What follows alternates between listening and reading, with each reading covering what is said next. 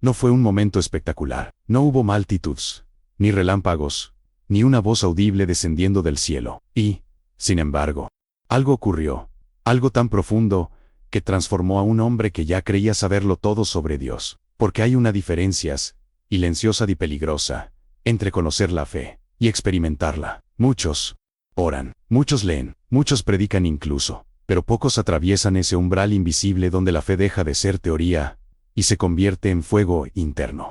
John Wesley pasó años enteros en ese territorio ambiguo, disciplinado, devoto, incansable y, aún así, inquieto. Había orden en su vida, pero no paz. Había convicción en sus palabras, pero no certeza en su alma.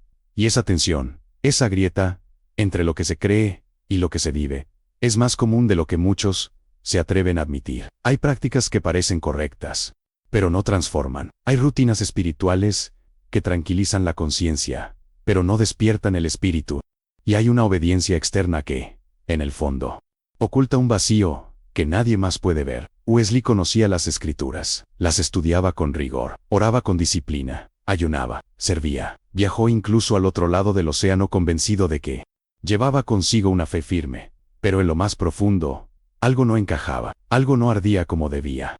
Y esa es la pregunta que incomoda, la que muchos evitan, pero que no desaparece. ¿Y si estás haciendo todo bien, pero aún no has experimentado lo esencial? Porque lo que él vivió fue el resultado de hacer más, sino de finalmente entender lo que estaba haciendo. No fue una acumulación de esfuerzos, sino una ruptura interior, un momento en el que la fe dejó de ser una estructura y se volvió una experiencia viva. Pero ese momento no llegó fácil. Antes de eso, hubo silencio, hubo dudas, hubo intentos fallidos de llenar un vacío con disciplina, hubo una lucha interna que no se resolvía con más conocimiento, ni con más esfuerzo, ni con más religión. Y quizá ahí está el punto más incómodo de todos. Es posible dedicar toda una vida a Dios, y aún así no conocerlo verdaderamente. Este tipo de verdad no se predica con facilidad, no se canta en himnos, no se enseña en fórmulas, porque exige una confrontación directa, íntima, imposible de delegar. Por eso, lo que estás a punto de descubrir no es una historia común, no es simplemente el relato de un hombre del pasado, es una advertencia y, al mismo tiempo, una invitación. Si este mensaje te está confrontando más de lo que esperabas, no lo ignores, suscríbete ahora. Porque lo que estás descubriendo aquí no es contenido, es una verdad que puede cambiar tu forma de creer. Y escribe en los comentarios, ¿tu fe es vivida o solo aprendida? Una invitación a dejar de repetir y empezar a experimentar. Si esta inquietud ya empezó a crecer dentro de ti, no la ignores, escríbelo en los comentarios, fe vivida o fe aprendida. Y permanece hasta el final. Porque lo que ocurrió con Wesley puede cambiar la forma en que entiendes todo lo que crees. Pero antes de que ese momento llegara, antes de la transformación, hubo un periodo que pocos conocen en profundidad. Un tiempo donde incluso él, con todo su conocimiento, caminaba sin esa certeza que tanto predicaba. ¿Qué estaba ocurriendo realmente dentro de John Wesley, mientras aparentaba tener todo bajo control? ¿Cómo puede alguien tan comprometido estar al mismo tiempo tan vacío? Y que lo llevó, finalmente, al punto de quiebre. Durante años, John Wesley caminó con la firmeza externa de quien parece haber resuelto su relación con Dios, pero en su interior, la historia era otra. No era rebeldía lo que lo inquietaba, sino algo más difícil de identificar, una sensación persistente de que, a pesar de toda su devoción, algo esencial le estaba siendo negado. No era ignorancia, no era descuido, era, precisamente, lo contrario. Había convertido la fe en un sistema preciso. Cada día estaba medido, cada acción evaluada, cada pensamiento sometido a examen. La disciplina no era ocasional, era constante, casi implacable. Junto a su hermano y otros hombres igualmente rigurosos, formó un grupo que buscaba la santidad con una seriedad que rozaba lo extremo. Se les conocía por su método, por su orden, por su insistencia en vivir una vida irreprochable. Pero la pregunta seguía intacta. Y cada vez más incómoda. ¿Puede la perfección externa ocultar una carencia interna? Porque mientras el mundo veía coherencia, Wesley comenzaba a percibir una fractura. Sus acciones eran correctas, pero su corazón no encontraba descanso. Predicaba sobre la fe, pero no podía afirmar con certeza que esa fe habitara plenamente en él. Enseñaba sobre la gracia, pero no sentía haberla recibido en la profundidad que describía. Y esa contradicción no desaparece con más esfuerzo, se intensifica. Fue entonces cuando tomó una decisión que, en apariencia, parecía confirmar su convicción: viajar como misionero al Nuevo Mundo. América lo esperaba.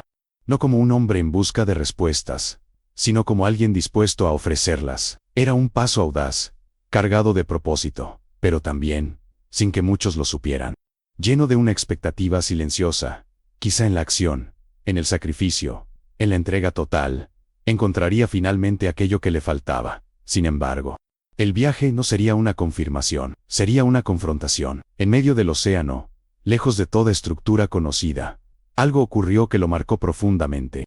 Una tormenta se levantó con violencia, sacudiendo el barco, poniendo en evidencia la fragilidad de todos a bordo. El miedo se volvió tangible, la muerte, una posibilidad real. Y fue allí, en ese escenario crudo, donde Wesley descubrió algo que no podía ignorar. Mientras él luchaba internamente contra el temor, observó a un grupo de creyentes que reaccionaban de forma radicalmente distinta. No había pánico en sus rostros, no había desesperación en sus voces. Cantaban, oraban, permanecían en paz.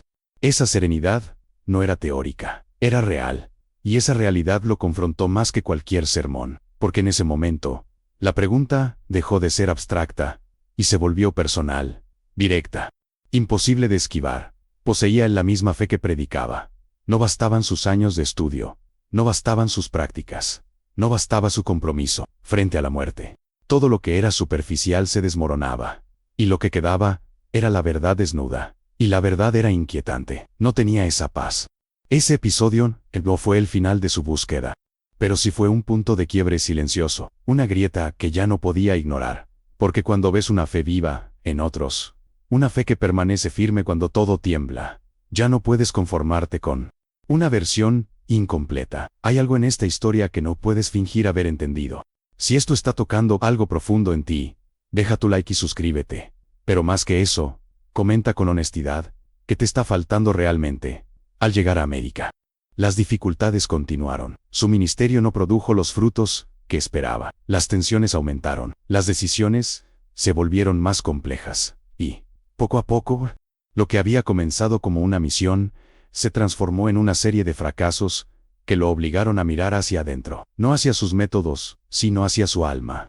Porque hay momentos en los que Dios no responde con resultados, sino con silencio, no con éxito, sino con exposición, no con confirmación, sino con una pregunta que se repite hasta que no puedes seguir ignorándola. ¿Es real tu fe? ¿O solo es correcta? Si esta tensión empieza a resonar dentro de ti, no la ignores. Escríbelo en los comentarios. ¿Alguna vez has sentido que haces todo bien, pero aún falta algo? Y permanece en este recorrido, porque lo que viene no es una respuesta rápida, sino un proceso que puede cambiar la forma en que entiendes tu propia relación con Dios. Porque lo que Wesley enfrentaría después no sería externo, sería interno, profundo, innegociable. ¿Qué sucede cuando un hombre que ha dedicado su vida a Dios comienza a sospechar que nunca lo ha conocido realmente? ¿Cómo se enfrenta alguien a la posibilidad de que toda su estructura espiritual esté incompleta? ¿Y qué camino queda cuando el conocimiento ya no es suficiente? El regreso fue silencioso, sin celebraciones, sin relatos de victoria, sin la satisfacción que acompaña a una misión cumplida. John Wesley volvió de América, no como un conquistador espiritual, sino como un hombre confrontado, y, en lo más profundo, desarmado. No era solo el fracaso externo lo que lo pesaba, era la sospecha creciente de que había estado sosteniendo una fe que, en el momento decisivo, no lo sostuvo a él. Había cruzado un océano convencido de que llevaba luz, pero regresaba preguntándose si alguna vez la había experimentado realmente. Y esa es una de las crisis más difíciles de enfrentar, no cuando todo se derrumba afuera, sino cuando algo se quiebra dentro, en silencio, sin que nadie más lo note. Porque, a simple vista, Wesley seguía siendo el mismo, continuaba predicando, continuaba enseñando, continuaba cumpliendo con lo que se esperaba de él, pero ahora había una fisura imposible de ignorar. Sus palabras seguían siendo correctas, pero su certeza ya no era la misma.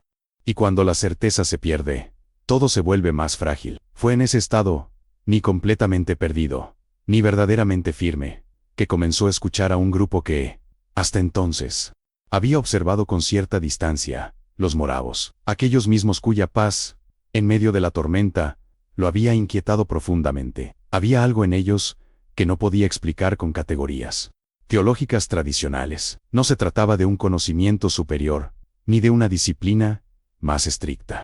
Era otra cosa, algo más simple, pero al mismo tiempo más profundo. Hablaban de una fe que no dependía del esfuerzo constante por sostenerla, sino de una confianza plena en una obra ya realizada, no como una idea, sino como una experiencia viva. Y esa diferencia lo perturbaba, porque implicaba que todo lo que había construido, su rigor, su método, su búsqueda incansable de perfección, podría no ser el camino hacia aquello que tanto anhelaba. No era una acusación directa.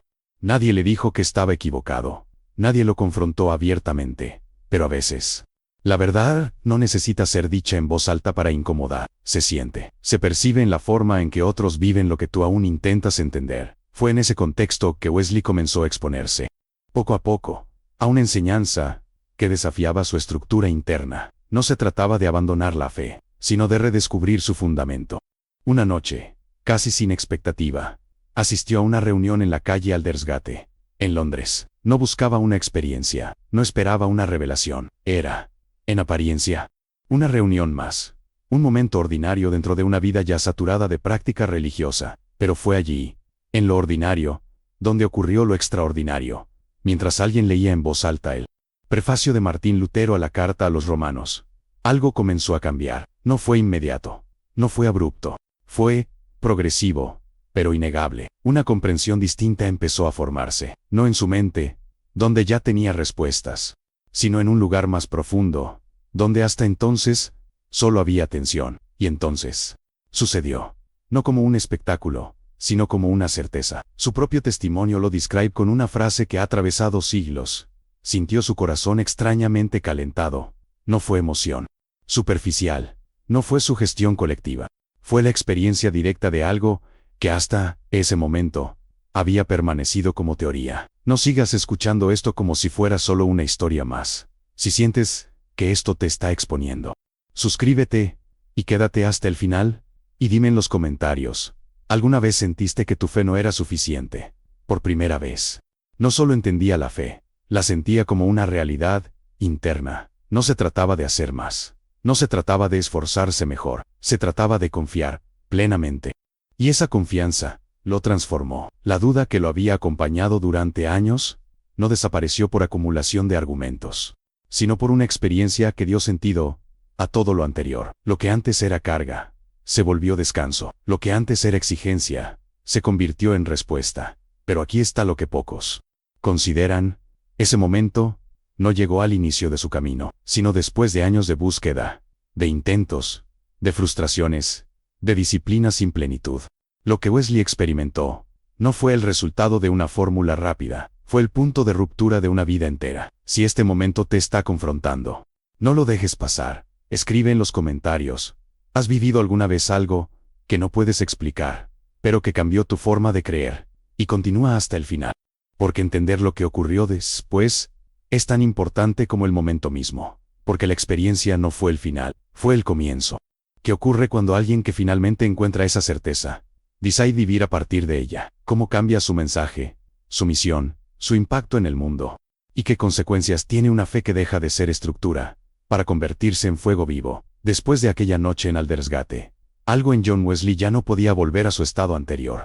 No porque hubiera adquirido nuevas ideas lesas, en gran medida, ya las poseía, sino porque aquello que antes era un sistema, ahora se había convertido en una certeza viva, que atravesaba cada dimensión de su existencia. La diferencia no era sutil, era radical. Antes, su fe exigía, ahora, respondía. Antes, se sostenía en la disciplina, ahora, descansaba en una convicción interna que no dependía de su rendimiento espiritual. Antes, buscaba agradar a Dios como quien intenta alcanzar algo distante.